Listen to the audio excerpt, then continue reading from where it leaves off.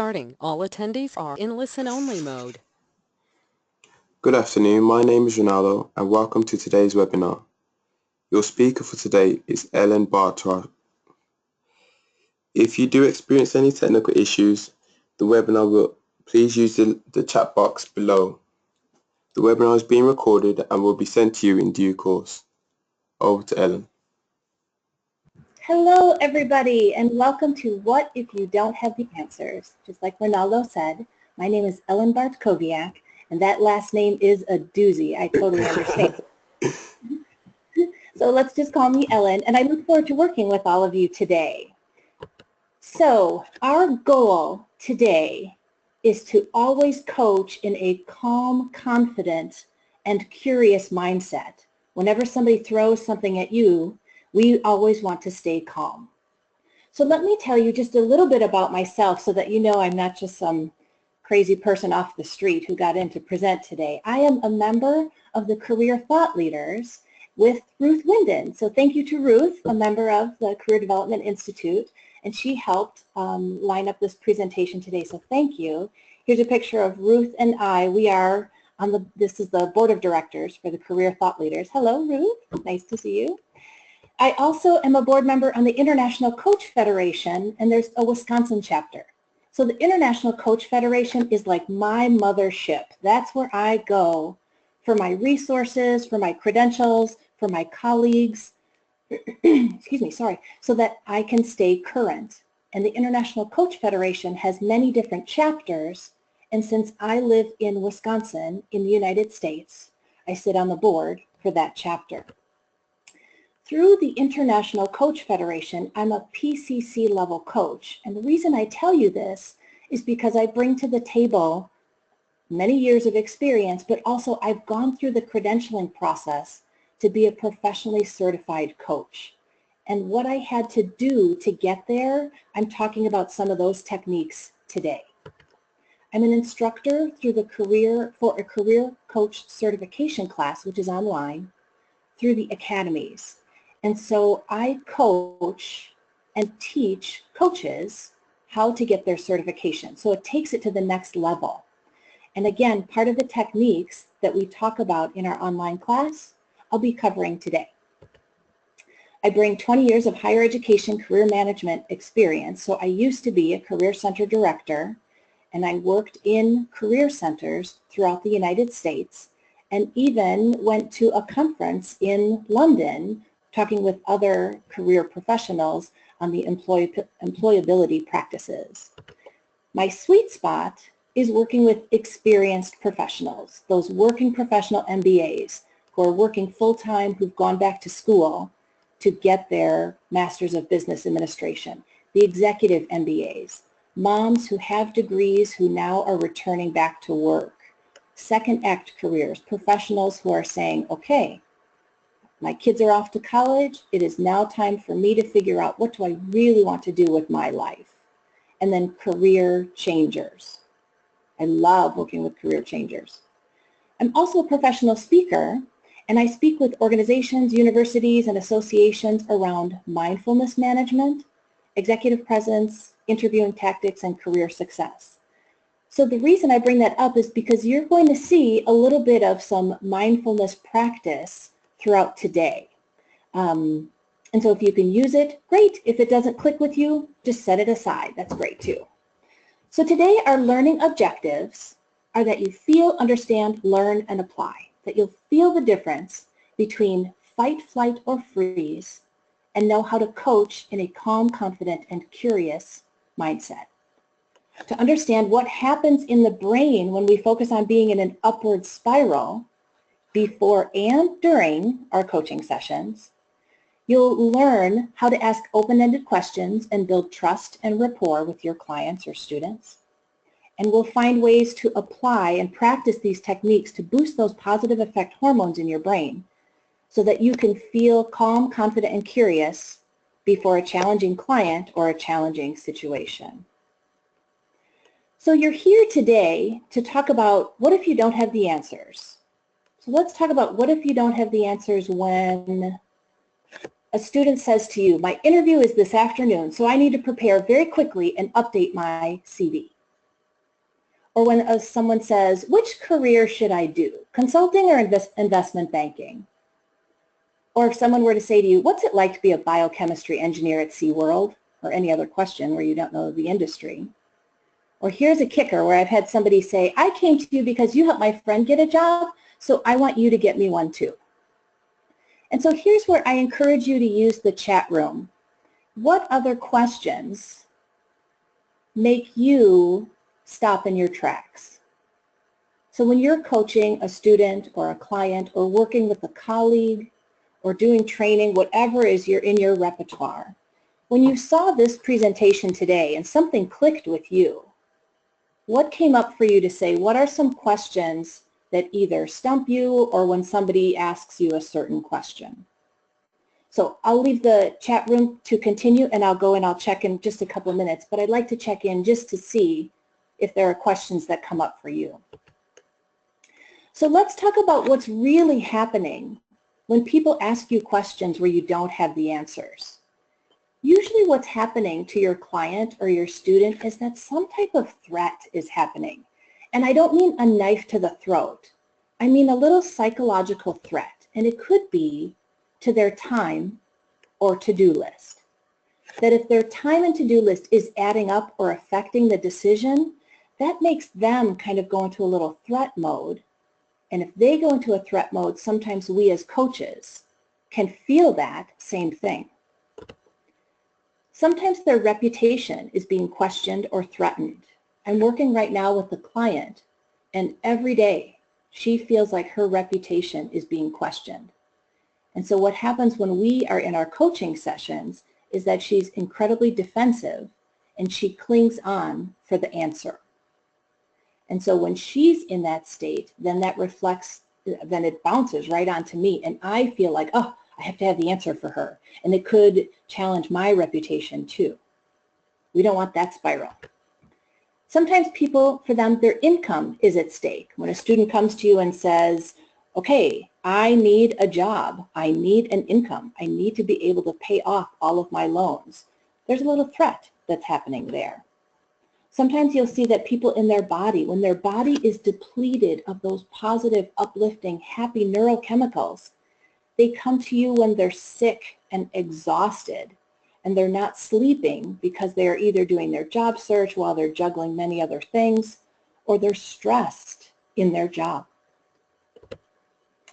Another threat could be that their expectations are not being met.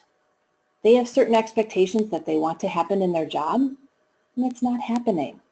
And so when your expectations are misaligned, that can be very draining. So when you look at these threats, when you look at the first letter in all of them, it creates an acronym, and that's TRIBE. So when you don't have the answers for people, I encourage you to think about this acronym TRIBE and say, what threat might be coming up for my student? What threat might be happening for my client right now? It's their reputation. And we're going to talk about how you can put that into play and benefit from having that information.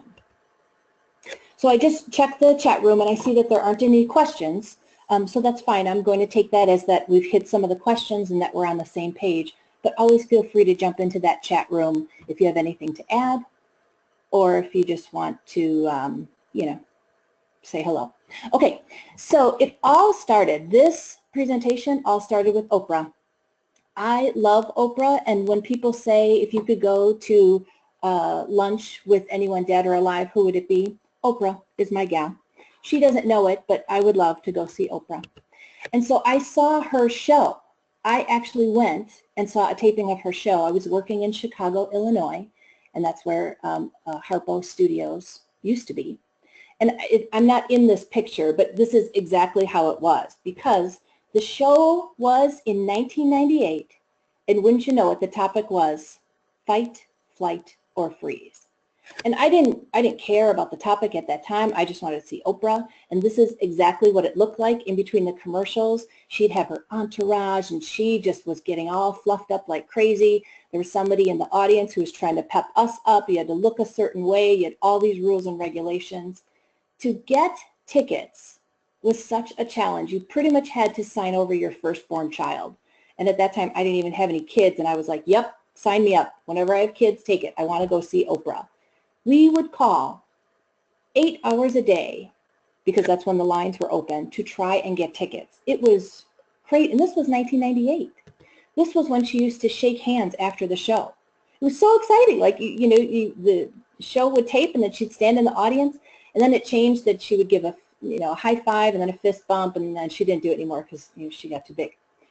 But what happened in the show is that she was talking with people about real life or death situations and how they handled it if they were in fight, flight, or freeze. And this was before 9/11. This was before just awful attacks that happened. And it was people who were either climbing Mount Kilimanjaro and their team were dying on them, and how do you keep climbing, and people who had to jump out of hotels because they were on their honeymoon and the hotel was on fire. And it was really true life or death situations. But she wanted to also show that fight, flight, or freeze can be in other situations. So she did an experiment with her audience. So I talked about how challenging it was to get tickets. When you would get up to the counter, you had to show your identification to show that you had tickets. And what she did is she had her staff pull random guests and said, "You're not on the list today. I'm sorry, you'll have to leave."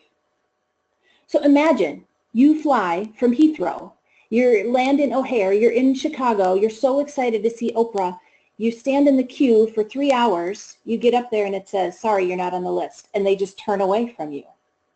And so she wanted to watch and see, it's like, what?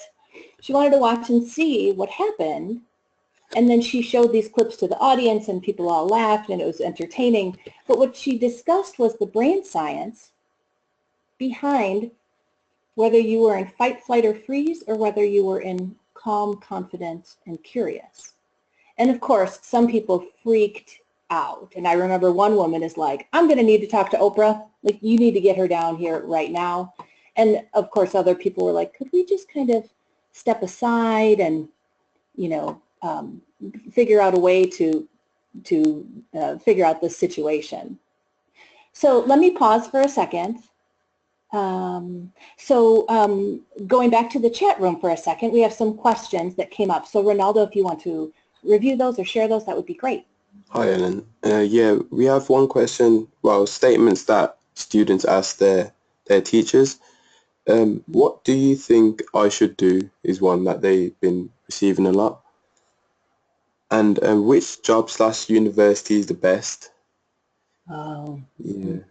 And Okay. if I do X apprenticeship, will that then allow me to go to do a degree in ... Okay. Yeah. Okay, great. Thank you so much. And thank you to the people who submitted those. Right, so that puts you as the coach, as the all-knowing, all-being with all the answers. Great, okay. So later on, I discussed some examples and how to work through those. And so I just made a star to make sure that we come back to that. So thank you, Ronaldo, and thank you to the participants. So going back to our little Oprah thing. So Oprah, her show was about fight, flight, or freeze. And she talked about people in real life or death situations, but then she also talked about these little minor situations. And so my question to you is that when you're coaching, so when somebody says to you, "What do you think I should do?"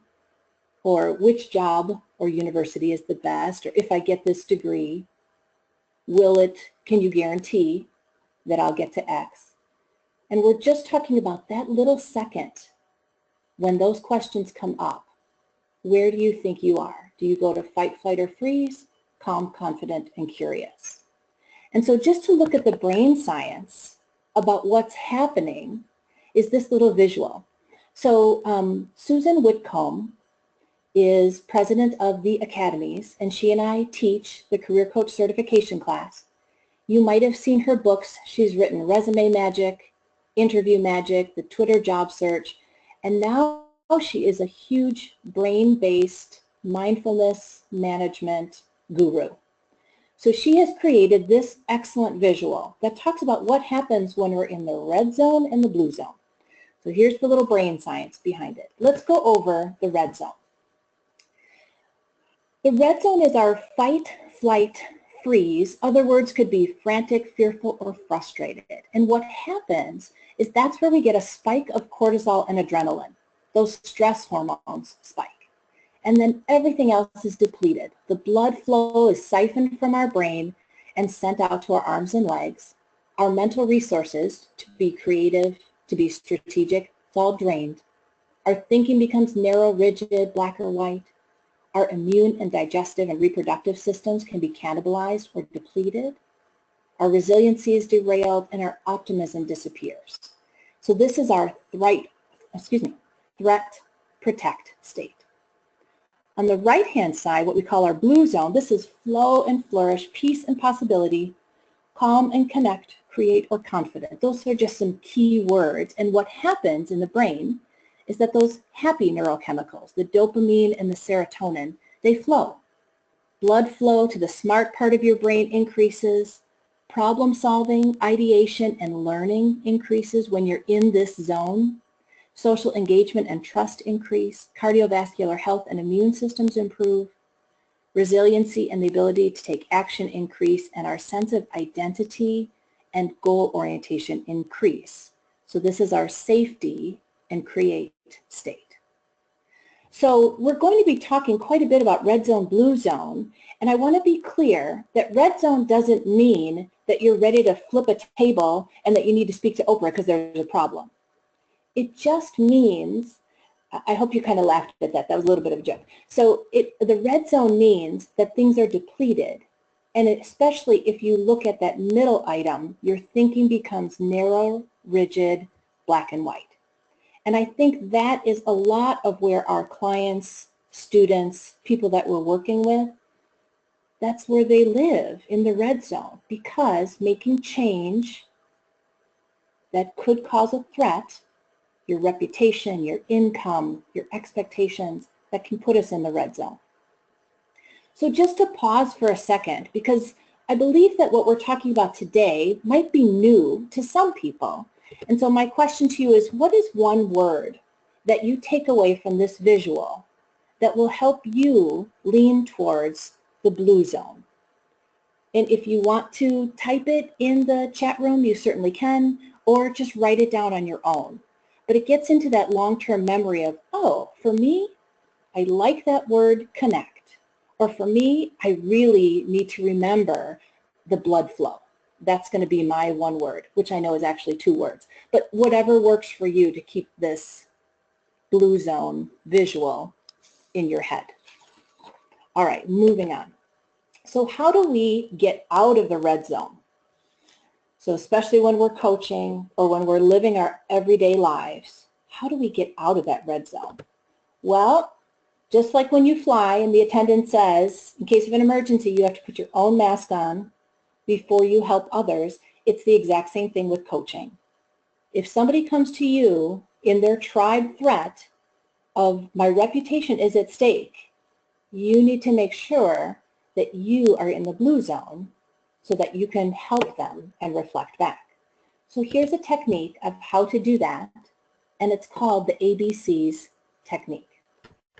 The A stands for awareness. This is the time to stop and say, oh, this student, because of that question, that's putting me in the red zone.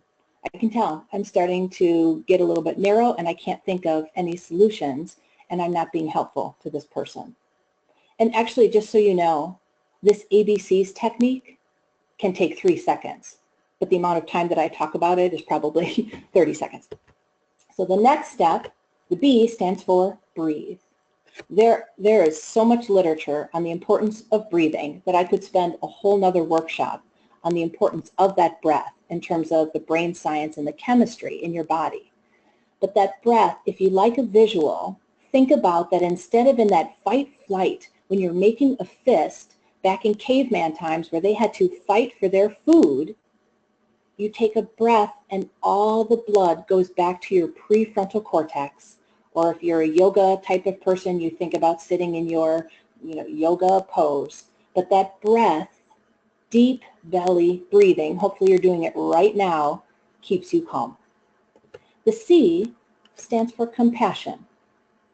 Be compassionate with yourself to say, I don't have to have the answers in the next 30 seconds. I don't have to have the answers in this 30-minute session. We can do this together. Or whatever works for you for being compassionate. Maybe it's to be compassionate with your client, to say, okay, they've never been through this before. I can help them move forward. The one caveat I would say is that if compassion doesn't click for you, some people are like, that's too touchy-feely for me, Ellen. Then I would use the word create or confident. Find a different word that works for you as long as it's a C word. And then the S stands for your strengths. What are your strengths that you can pull in to help this person? What is a strength that you can help this person to move forward? So let me pause for a second and just see if any questions come up.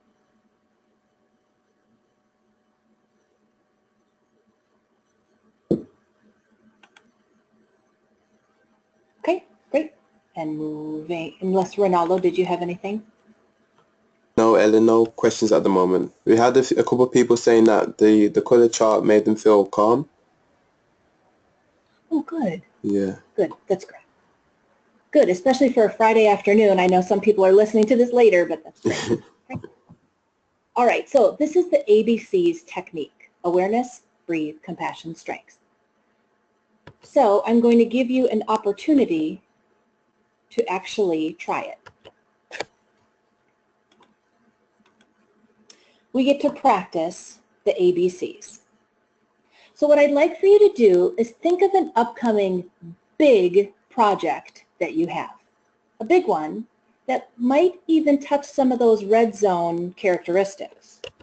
So the A, when you think about this big project, is there any red zone creeping in?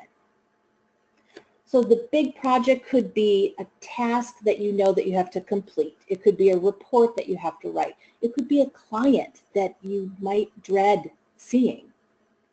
Personally, you might be preparing to run a marathon. You might be planning a wedding. You might be, I don't know, having to see your in-laws this weekend or something. Whatever gets you in the red zone. The first step is just to be aware of, oh, that big project is, I'm creeping into the red zone. And if you don't have one, congratulations. I want to hang out with you a little bit more. Okay, the B stands for breathe. So this is where you do that deep belly breathing and you bring in that calm, confident curiosity, but really it's just the breath. Many people are just living like they're panting, those short breaths. Taking a deep breath right now, enjoy it. C, compassion. What would you say to a friend who's in this position? I'll give you a second to think, because sometimes the things that we say to ourselves, we would never let a friend say to themselves. And then S, the strength. For example, you could say, what top 3 strengths will help you move this project forward? And strengths, just to be clear, they can be from StrengthsFinder, which is an assessment that we can take. It can be from any concrete assessment, or it could be from doing your own self-reflection and saying, you know what, yes, I'm a learner according to StrengthsFinder, but I also know that I'm incredibly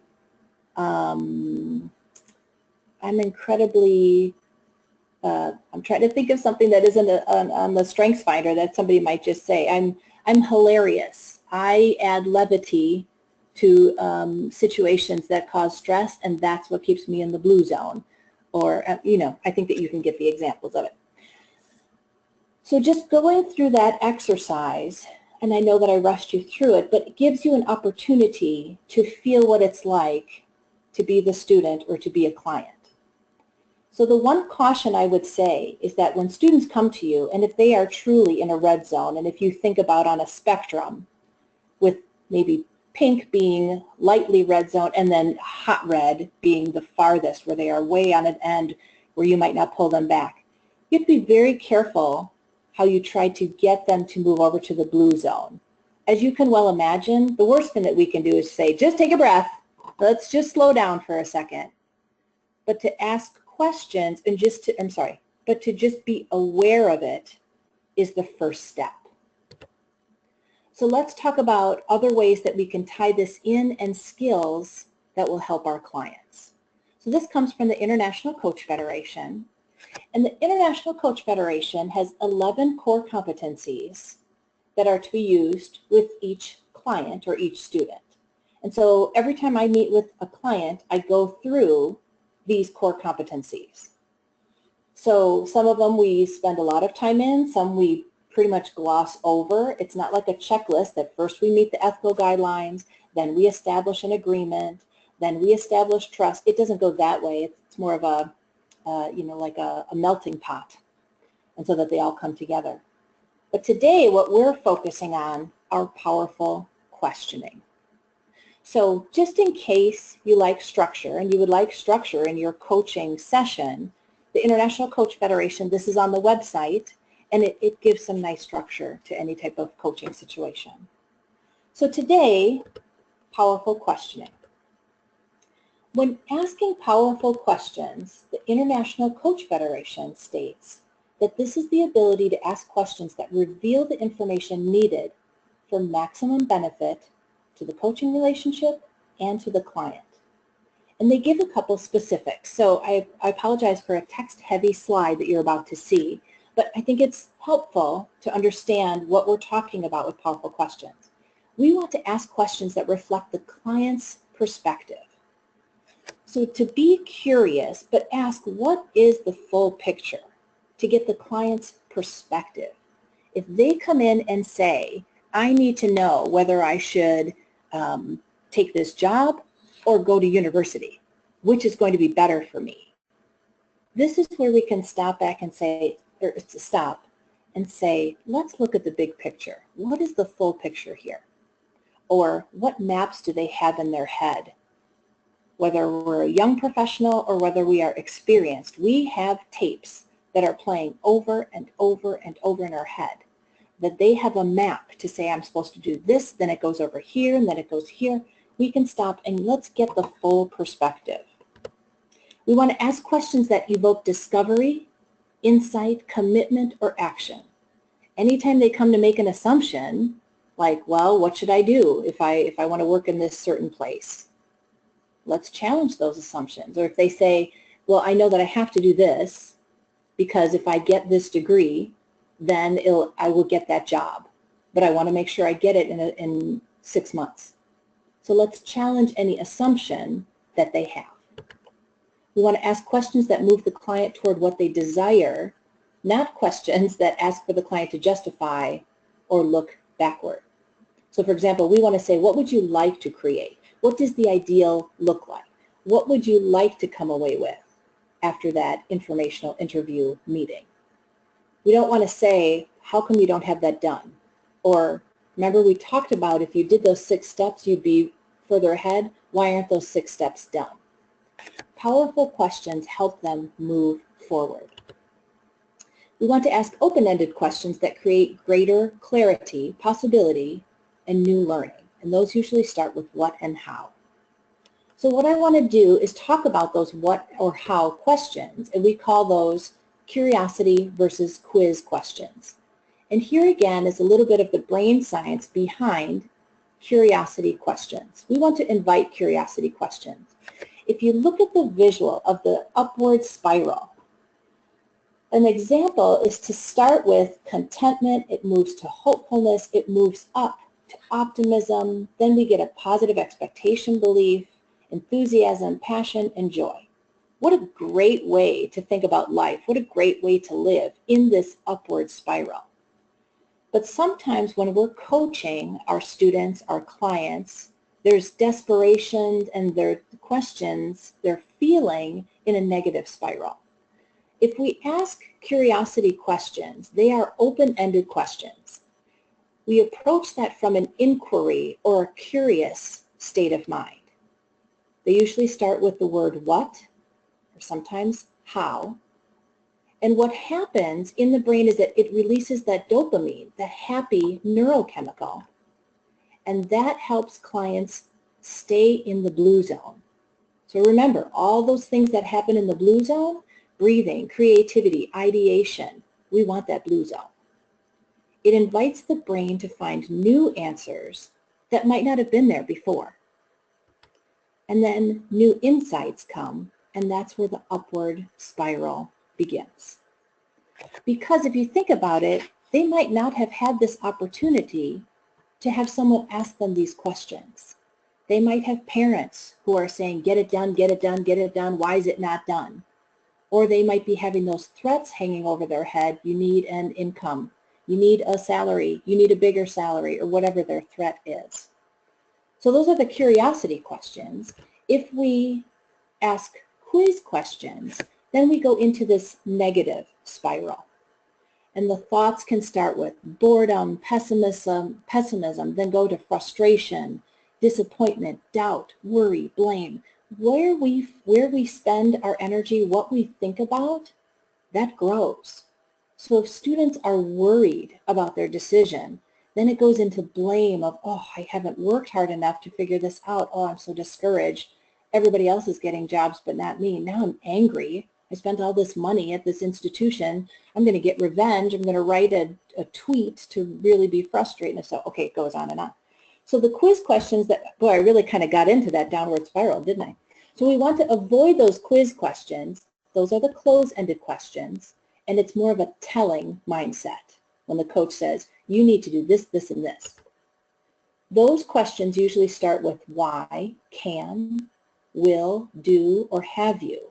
And listen to what happens.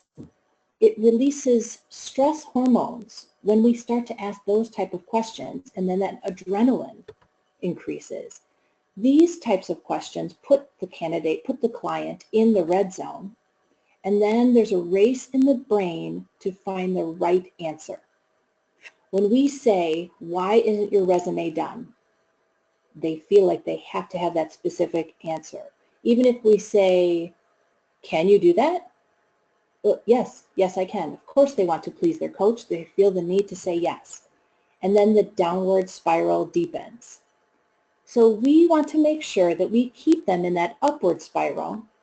So if you have to think about it, just think about what and how.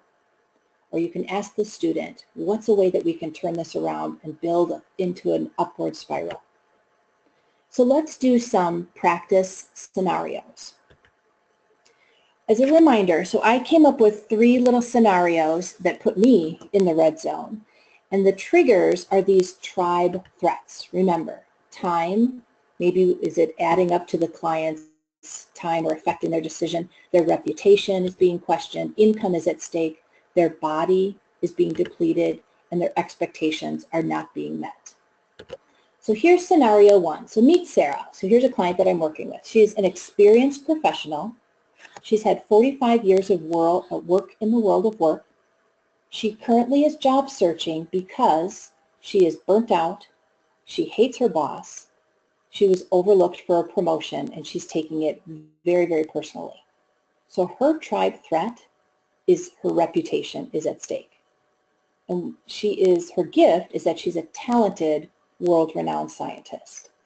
I'm telling you, the things that this woman can do and the things she talks about are so over my head. But when she's so in that red zone that now she's questioning her reputation, she questions everything that she does. So her overall goal for coaching and our work together is to learn how to stay calm and confident, whether it's in her current role or in a new role, because she's job searching. But if she doesn't get a job, she needs to figure out how can she make her current situation work and how can she get in the blue zone. So she came to me in one of the sessions, and this is a statement that she said that put me in the red zone, and then I'll walk you through the ABCs as to how I reacted. But I'm curious what zone this question would put you in. She said, Ellen, I need you to convince me that the next job I take will not be a disaster like this one, because I'm relocating my family, she's moving to a different state, starting a new job at age 66, and need to earn a comparable income for my boys to be able to attend university. That was how she opened the session. So for me, I used the ABCs technique. As she said that, she said, I need you to convince me that the next job I take, and she went on. As she was saying this, my first thing was, I was fully aware that I had to have a pressure, that I felt the pressure to answer her. I need you to convince me. Oh, for me, right away I go into, okay, what do I have to do? So that was my first thing. I was aware of that. Then I would breathe. I was breathing while I listened, and I really made sure that I took a deep breath. And I kept taking notes as to what she was saying, because she didn't stop at that. She said, I need you to convince me that my next job that I take will not be a disaster. And then she went, up, up, up, up, up. She kept on going, kept on going. It was that downward spiral, because this needs to happen, this needs to happen, this is happening. So then I pulled out the C, compassion. Through my own work, I know that my strengths are confidence and innovation. And so whenever I meet with a client, up in the corner of my notes, you'll see it somewhere that I write confidence and innovation. Even when I prepared for this webinar, the words confidence and innovation are written down right there on my notes. Because for me, that's my trigger to be kind with myself, to say, I can help this person. So when she was spiraling down and I saw confidence and innovation, to me what that means is I have the tools to help her. That's my confidence. And innovation, to me that says, I don't have to have the answers. I can figure it out. We can be creative and draw on that. And then the strengths, which are kind of the confidence and innovation. But for me, a curiosity question came up, and my strength was, I want to ask her, what is behind that word, convince? So she stopped talking. So she was talking. I did this ABCs in a matter of seconds. And when she paused, I jumped in and said, tell me what is behind that word, convince? You said, I need to convince you that the next job you take will not be a disaster. And she just let it go. She said, oh my gosh, I can't believe that I put that pressure on you. Why would I ask you to convince me? And she said, I feel the pressure of my husband. I hear it from my boys. They don't want to move to another state. Like it just, it totally got her into the blue zone to say, take that word, convince me, off your plate. And we processed through a little bit more to get her into that blue zone, and we talked about what she can control. So the reason I bring that up is just to show that when people ask you a question that puts you in that red zone, just going through the ABCs, a matter of seconds, help get to a spot where then they can think rationally. And so then we were able to ask more questions and give her more options about what she can control. So moving on to scenario number 2, meet Jane. Jane is a young professional just about to graduate from university. She has said that she has had no time to do her job search. Her tribe threat is time, because now she's graduating and she needs a job. Her gift is that she's incredibly driven and she's got a great work ethic. So her goal in coaching, coming to me as a coach, was to obtain a job. So she came into my office, and this is what she said. Ellen, I need my resume, or CV, reviewed for my interview that is this afternoon. And when looking at the resume, it had typos. It was worse than a first draft. She had not done the work for an employer to see why she's a great candidate. And she never referred to, this is when I worked at a college career center. She didn't look at any of our handouts. She didn't look at any online resources. So for her, it was time.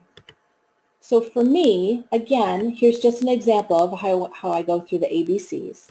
Awareness. I was overwhelmed that we had to help in such a short amount of time, and I felt like my reputation was at stake, because if we don't get her resume up to a good spot, it's going to reflect on the institution. So I would breathe while I continue to ask questions, be compassionate to say all is well. This is a great lesson for her, a great lesson for me. We can take small steps to create a big success. And then the strengths, again, to remain curious, were questions. So I asked, what would be realistic for us to get done today to help her understand, okay, we have 30 minutes to get this resume to a presentable spot. what would get it closer to being done, to realize we might just have to take a small step today. So that, and I can feel myself breathe right now even as I go through that, are just the steps just to start the process. And what happens is that then as we get in the blue zone, then we can think about options and checking off our list. The last scenario I have is with Rex. Rex quit his job to go to a full-time MBA program in hopes of making a career change. So as you can well imagine, you come in as one thing, after 2 years you leave, and now you're supposed to be an expert in this other thing. So we met, it's the first week in the program. He's trying to decide on his future. His tribe threat is income and expectations. So the scenario that I painted is that he's going to a program in Canada, and he's from India. So he has to earn an income so his family can come over with him. And there are certain expectations that are being put upon him from his family. His gift is that he is wicked smart and he has excellent networking skills. So his goal in coaching is to put together a job search strategy. And this is one where he said, you've seen my admissions essay, you've known me for a week and know I need a job in Canada so my family can join me from India. Should I do investment banking or consulting? So this is one of those that goes back to in the beginning when I asked all of you what are some other questions that you're seeing. This one is one of those where a student, a client comes to you and they want you to have the answer. So when he said this, that put me in the red zone. First of all, I don't know that much about investment banking and consulting. I mean, I know enough to get by, but, and then him, I don't, okay. So you can see I'm in the red zone. I'm in the red zone even reenacting this. So that's awareness. When I feel like someone wants me to make their decision, that's where I am aware that I'm in the red zone. So breathe. I can breathe even while I'm talking about it again. The compassion comes in to say, I don't have to have the answers. I don't have to have the answers in the next 30 seconds. I don't have to have the answers in 30 minutes. I don't have to have the answers for this person. But I can stay curious, confident, and calm so that we can look at our options. The strengths, to remain curious and start asking questions. What question do you, so for him, I remember saying, what question do you not want to be asked right now? And for him, he said, I don't want to talk about my family. I don't want to talk about what that would mean for them to move. I don't want to talk about what expectations they have of me. That will drive me nuts. Great. So then other questions. What stood out for you during orientation? The orientation is when they come back to school, and as you can well imagine, they're submerged for the week to talk about everything they need to know in their job search. And that's where we give an overview of all of the different specializations. Marketing, finance, consulting, etc. So to have that conversation, if I get into the blue zone, then he gets into the blue zone. And what happens is that's when we go into the blue zone of having options and creating a timeline and creating a plan. So that's what worked for him. In thinking about the upward spiral and the downward spiral, when you think about what keeps you in an upward spiral, my question to you is, what one word will be your mantra to stay in an upward spiral? And again, if you'd like to type it in the chat room, you can, or just make note of it on your own. You will have access to these slides. I'll give them to Ronaldo so that he can give them to you. But for example, some clients that I've worked with, their one word, when I'm working with them and them in life, someone said that their one word is vitamin, because they think about staying in the blue zone as almost like taking a daily vitamin. And the word vitamin for them is that visual of this upward spiral. You take a vitamin, you get healthy, you have hope, you have joy, everything moves up. For another person, the word exercise keeps her in an upward spiral. Another word is joy. And actually this one, I meant to make a little footnote. Dr. Barbara Fredrickson has written a book called Positivity. And if you haven't read it, if it's helpful, it's a nice, great read. But she talks about that there are 10 words that are statistically proven to change the chemicals in your brain and keep you in that upward spiral. And joy is one of them. And there's been some question about whether or not her data is statistically sound.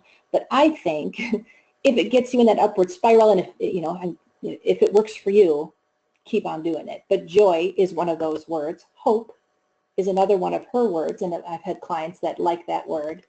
Someone else used their pet's name. That keeps them in an upward spiral and happiness. Another client I had, she traveled 30 weeks out of the year. And for her to stay in an upward spiral was the word family. We were doing coaching together because she hated her job and didn't want to travel. But if she keeps thinking about how she hates it and she's negative and the people that she works with are idiots and making that downward spiral motion, she had to figure out, this is what I have to do for my family. And so family is her upward spiral. It keeps her motivated, it keeps her content, it gives her hope, it gives her optimism. She is proud of her work. So for her word was family. So for you, I encourage you to think about what's one word that can keep you in your upward spiral.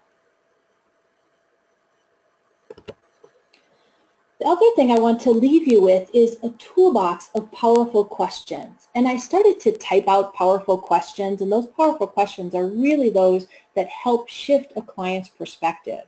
And then I realized, you know what, I'm going to give you just some great resources. So again, you'll get this PowerPoint slide deck, so you don't have to write down that URL. But the International Coach Federation, they sent out a Facebook post and asked people, what's your favorite powerful question? And then they posted their top 25 questions here. So that's a great resource for you. Coactive Coaching is in its 3rd edition. It's a great resource, a great book. They have a whole slew of questions in that book and online. And then let's work with the student and you just need starter questions like opening questions. They've got a great list of them. Let's say that you're working with someone who's stuck or someone who's just content and they don't want to move forward. You could probably look up contentment and the questions that are around that. So here they categorize them into evaluation, example, explorations, for instance, a fun perspective.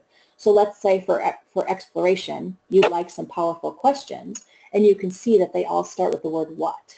What is here that you want to explore? What part of the situation have you not yet explored? What other angles can you think of? And then there are tons of other sites, but they were all like personal people, and I don't want to show favoritism of highlighting some people who have great questions than others. So I just did a Google search, for powerful coaching questions, and you'll see a ton of them there. So in wrapping up, in summary, and then we'll have a little bit of time for Q&A if that would work out, think about red zone, blue zone. To feel the difference between fight, flight, freeze, and know how to coach in a calm, confident, curious mindset, and I would encourage you to go back to think about what's that one word that will keep me in that blue zone. The ABCs technique. This is a technique that you can do quicker than snapping your fingers, and use this technique to shift to the blue zone or reach for an upward spiral before and during a coaching session. And remember your strengths. So if you don't have 2 or 3 strengths at the top of your fingertips or at the top of your mind, this might be a good time to step back and say, okay, I need to do a little bit of reflection or take an assessment. Next, powerful questioning. Ask those open-ended questions and try to build that trust and rapport with clients. The one thing I forgot to say is that some people are afraid to ask those powerful questions. They're afraid it's going to open up a flood of needing a box of tissue and that you're going to hit or that people don't want to be asked that question. And if you need, I'm happy to talk that through with you, but here's my counterpoint on that. People come to us because they want to get out of the position that they're in, whether it's they want to move forward and get more education, whether they want to move forward and get a different job, or whether they want to move forward and stop being burnt out or do their job better. It takes these powerful questions to help people move forward. And what you're doing is helping them come up with solutions. So whether you go through training, whether you ask things with tact and with a little bit of sensitivity, it's all on how you deliver it. There's a great quote that says, truth is never optional, but timing and technique is. And people want the truth. So that's why they're coming to us. So again, if you ever feel like, I don't want to ask that powerful question, we can talk through it. But know that we want to ask those questions to help our clients move forward. The things that we talked about today, we want to practice daily and figure out your mantra. So find ways to practice these techniques to boost those positive effect hormones in your brain so that you can always feel calm, confident, and curious before a challenging client or a challenging situation. Because you can use these techniques with your significant other, in meetings with your boss and supervisors, so you can use these techniques anywhere. I'd like to open it up to questions. I'm happy to ask any. I'll leave this quote from a great football coach. He said, I never learn anything talking. I only learn things when I ask questions.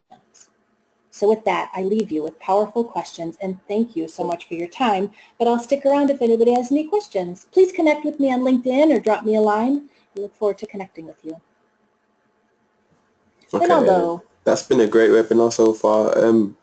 We've got a few questions here. I've got one from Tina. She asked, who was the author of the Positivity book that wrote Positivity? Yes, I'm so sorry I didn't make that clear. Dr. Barbara Fredrickson, F as in Frank, R-E, D as in David, R-I-C-K-S-O-N, S-E-N? I'm not sure if it's S-O-N or E-N. Did that come across, Ronaldo? Yeah, that came across. Okay, good. And a few people, when you was asking for the word which they use to get into their zone, serenity was one, and peace was another one, which a lot of people have said. Nice. And actually, I think those are from Dr. Barbara Fredrickson too, so people are spot on. That's great. Good. Well, I don't want to delay people. I know that it's Friday afternoon, and if they can go, they can go. Like I said, I'm happy to stick around, or always feel free to email me offline. Yeah, of course. We've got one more question here from Sarah. She says that when students come to her, sometimes she can feel under pressure to solve some of their dilemmas, and just how's the best way to deal with that? Yeah. So there's a couple. Hi, Sarah. Thank you for asking your question. There's a couple. I think about wearing different hats. So if you think about one hat that you can wear is a coaching hat. That's how we help people move forward. Another hat is a consultant, where you might have to kind of tell them, or an advisor, where you might have to say, here are your options. You have to do A, B, and C. And another is counseling. And you can define those however you'd like, but sometimes we wear different hats. And so if people come to you and say, I want you to solve my problem, or maybe there's an immediate need, you can think about what hat do I need to wear in this scenario? So you might be a little empathetic, and maybe that's the counseling hat, where you say, I understand, and see what they need. Do they need to talk through things? Do they need to talk about their feelings? Do they need to talk about, like, what do they need? There's the coaching hat to say the same thing, what do you need, but also how can we move forward? You could say, what would be a step that you would like to take today? Or what do you need in order for today to feel productive? So that's giving them some power. And then there's the consultant, where you can say, in the past, I've seen people be successful if they do these top 3 things. They get their resume done, they start doing some networking, and they apply for that position. You know, whatever you know would help them move forward. I would say, think about what does your client need and know that you have options, but to try not to take on that experience, and that's by doing the ABCs. Being aware of it, breathe through, be compassionate with yourself, and then start to pull out your strengths. What can you draw upon? If you need more, just email me offline, Sarah. Thank you for your question. Okay, we've got one question from Peter. He asked, With clients that have no idea what career or job they want to do and have low motivation or interest, what's the best way of interacting with those people? Boy, you put a little fire under their butt and say, well, what's it going to take? Okay, so they have no idea what they want, no motivation, no interest. Peter, do you work at a college or a university, or are you an independent coach? So I'll wait for your response with that, because that affects it. We get it. I get it that there, that there are students that don't want to do this. Did he reply, Ronaldo? No, not just yet. Okay, gotcha. I'm sure that he's either thinking or busy. I get it too. All right, so let me think about this, because believe me, 20 years working in higher education, I get it. You say he works as a school as an independent? So does that mean that is it school as an independent? So is that like the school has hired you to be the career professional? Yeah. Thank you. Great, thank you. Just checking. Okay, so Peter, what that means in the International Coach Federation, one of the competencies is direct communication. And that's when you can say to the students, here's what I observe. I get it that you're here today, but I'm not seeing any motivation on your part. And you've come to our workshops and you know the resources, but there's no interest on your part either. What's behind that? So first I would kind of call them on it. And you know the student better than I do, Peter, if this is the right approach. So I'll give you a couple different options. I get it that if they have no idea, sometimes that's overwhelming. Too many options can be very overwhelming. So the first thing I would do is get at what is behind the lack of motivation. And however you ask that, I'll put that back on you to figure out what's the best way to say that. I would probably call the student and say, here's what I'm noticing. I've seen you at some workshops. You're here today, which is great, but there's not a lot of motivation. Oh, actually, there's a student that comes to mind that I worked with, and for him it was totally overwhelmed, and he didn't want to leave his mom. So father died recently. His mom he was living with his mom. If he went out and got an internship, he knew that then he'd have to leave his mom. He didn't want to do that.